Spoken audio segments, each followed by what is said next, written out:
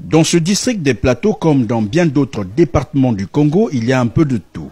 Les populations vivent encore de la cueillette, de la chasse, de l'agriculture et du petit commerce. Mais à quel prix? Elles doivent par exemple attendre le gros véhicule Volvo, comme on le surnomme ici par les usagers, allusion faite au gros véhicule qui assure le transport de leurs denrées et de bien d'autres produits de commerce vers les grands villages ou les grandes agglomérations. Tenez-vous bien, tout ceci doit se faire en un seul et unique jour de la semaine, le vendredi.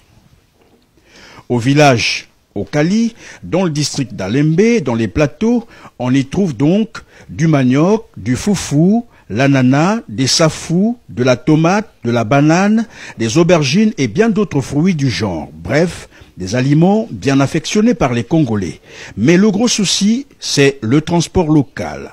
Une seule pirogue, sinon deux, assure la traversée de ces denrées et des hommes d'un district à l'autre, par la rivière Alima, moyennant une modique somme de 100 ou 200 francs CFA, ce qui n'exclut malheureusement pas les risques de noyade quand la pirogue est surchargée, d'autant plus que les produits transportés ne sont jamais pesés au préalable pour en savoir le poids réel à transporter, le tout à leur risque et péril.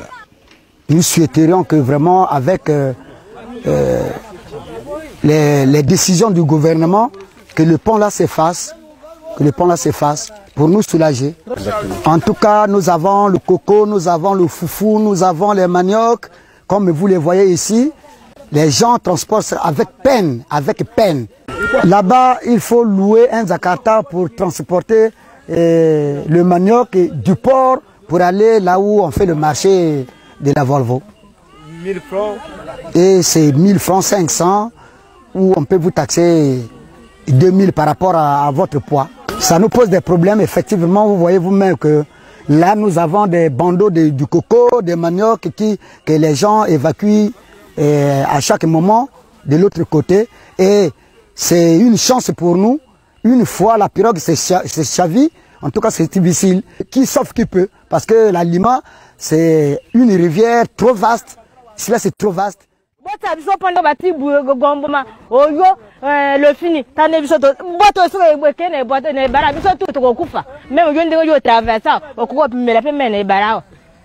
Et voilà, comme on pouvait s'y attendre, et heureusement pour ces jeunes élèves qui rentraient des cours à 17 h, ils habitent à Lembe et prennent cours dans un collège d'Okoyo. Leur pirogue va prendre de l'eau bien avant qu'ils ne franchissent même le lit de la rivière. Leurs parents les auraient attendus jusqu'à l'éternité ce jour-là. Une vie en perpétuel danger car dans ce village se pose également un problème de santé publique. L'eau de cette rivière est la seule source pour tous les besoins quotidiens des villageois, avec tous les risques des maladies hydriques. On s'en sert pour la lessive, pour la vaisselle, le bain, mais aussi pour boire. Le village ne dispose d'aucun forage ni d'un quelconque moyen de traitement d'eau.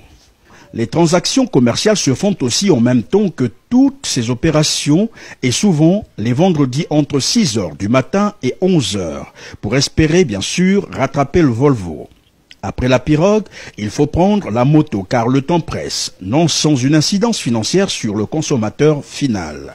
Voilà qui pose tout le problème des infrastructures routières si l'on veut bien lutter contre la vie chère, d'autant plus que l'absence des routes favorise non seulement la flambée des prix des produits agricoles dans les marchés congolais, mais aussi cette situation rend la circulation des hommes et des biens quasiment difficile entre ces deux localités qui pourtant partagent la même langue, sinon la même culture. Christian Perrin, Okali, pour Télé pour tous.